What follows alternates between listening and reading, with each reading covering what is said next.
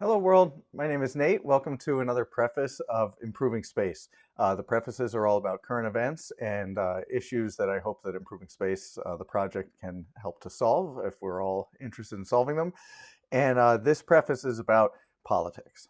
So, um, anybody living in America has been able to see the political polarization that has gotten worse and worse over the decades.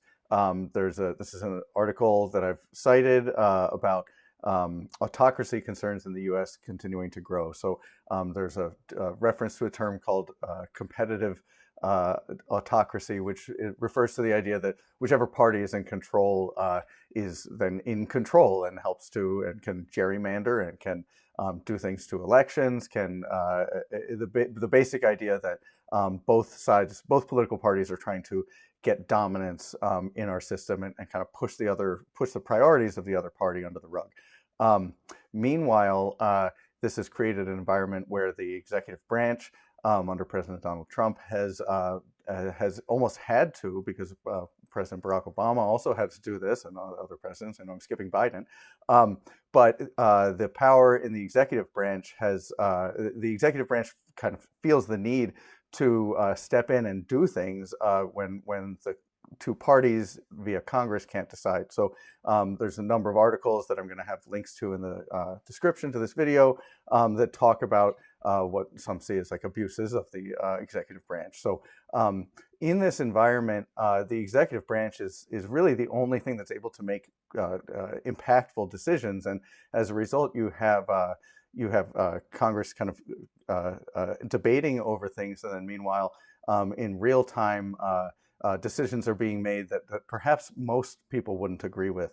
Um, Similarly, like it seems like we kind of hand over the executive branch to a president and with their cabinet members and other experts who are working around the president, and we don't have much.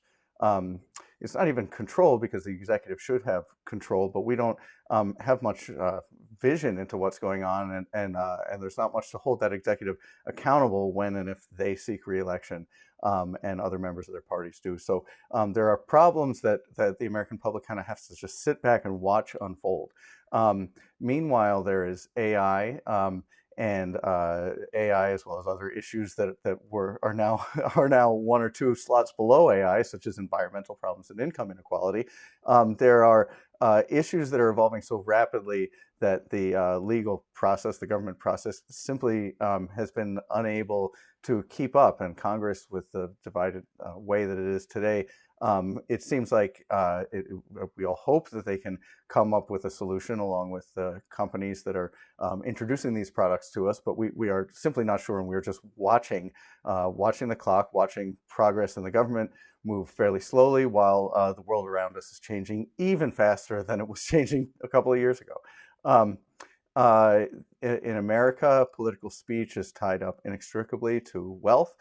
We have PACs and super PACs, and this article is about the cases that enshrine free political speech, um, and it's worth checking out. But as we know, um, uh, political discussions in the United States are really about, seems like it's advertisements just getting us to be fired up to go out and vote for our side. That seems to be what political discussion is reduced into, is vilifying the other side and explaining the need to fight hard for the party that's promoting that advertisement. So all of this backdrop, to me, it seems like we are, both sides are fighting over control of a country that meanwhile we're running a huge deficit. We have a over $30 trillion deficit.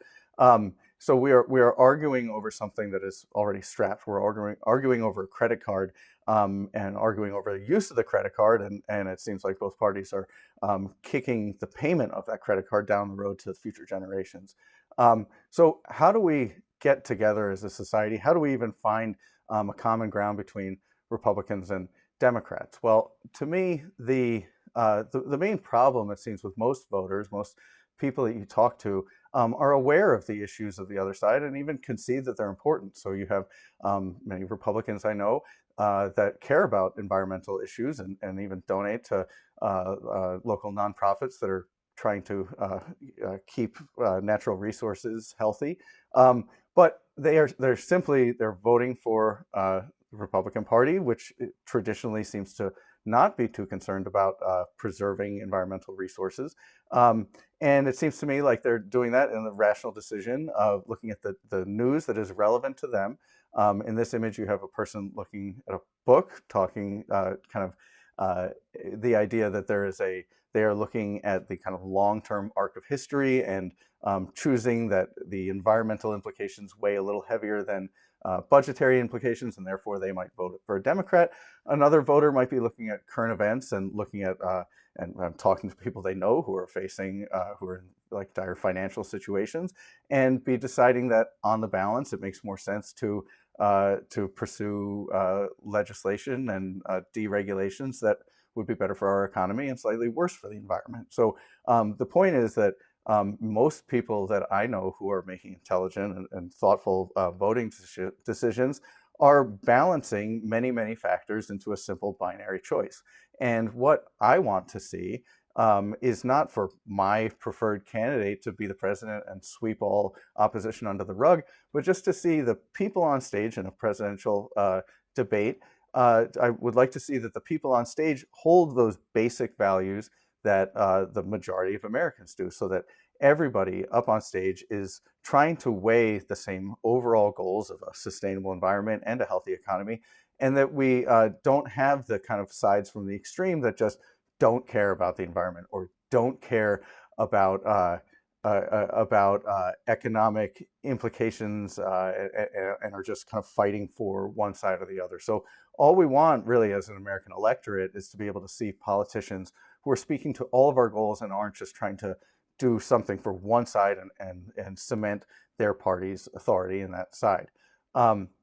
To do that, the American public needs to get on the same page. This is an image that I've used in all of my other prefaces. So we need to get on the same page, and if Americans can learn to validate each other's opinions and validate each other's values and principles, while also seeking to be heard for their own, the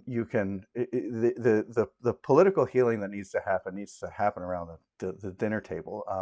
People need to be willing to talk to family members and friends who they know that they have differences of, and do it in a way that is calm, and do it in a way that is actually seeking to understand, like, how are we actually on the same page, and where do your views come from? What are your life experiences that are leading you to value this and make this choice or prefer this candidate, whereas my life experiences would lead me somewhere else, with the understanding that we are doing this to try to arrive at a healthier democracy, arrive at a healthier society, and that we are not doing this to be right, but rather to hear each other's opinions. That you can only hope to change somebody's minds if you yourself are willing to have your mind changed, because that's the mechanism by which you seek to understand their values.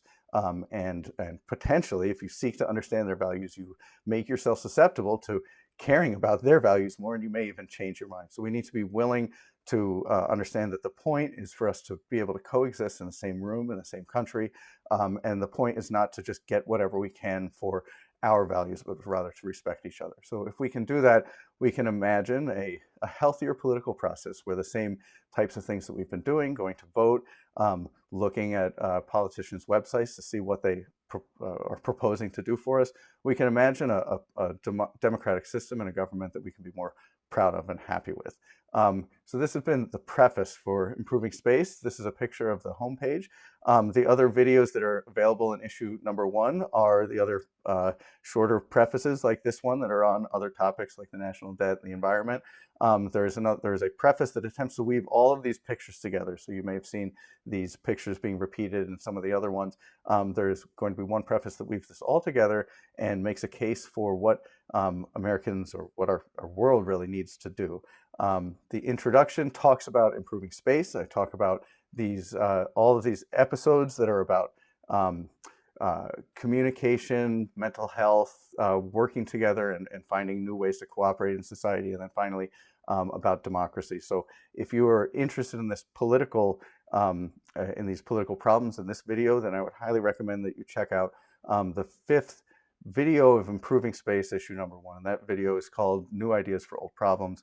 And I talk about the potentials that I see for information technology, namely like online websites and AI, to be able to help us make sense of our world and come up with goals that then politicians, companies, nonprofits can work towards and show us how they're doing it. And basically just rationalize this conversation for all citizens so that we can all understand what's going on in our hometown, have good control over what's happening around our homes and in our neighborhoods, and then also be able to see and have an impact on the national discussion, whether just as a single vote or as a recognized expert that wants to be able to share their views with anybody who's willing to listen and try and shape the national discussion. So that is those are the rest of the videos in Improving Space issue number 1. I hope to see you there. And it looks like I'm missing there it is. This has been a Dental Pencil production. All of these images, as well as the slideshow that is behind me in this recording, all of these images are Creative Commons, and the idea is that people can talk about these ideas, post it on a website, have an essay, and then other people can search Google for this image and find things that other people have said about it. So thank you very much for watching. I hope that I haven't said anything or shown any images that might be offensive to people who have different political opinions than I do. We all have different political opinions than each other, and I hope that I've at least done a decent job of trying to share them in a way that is not threatening or accusatory. Thank you very much, and I hope you will see me soon. I won't see you. Take care. Bye.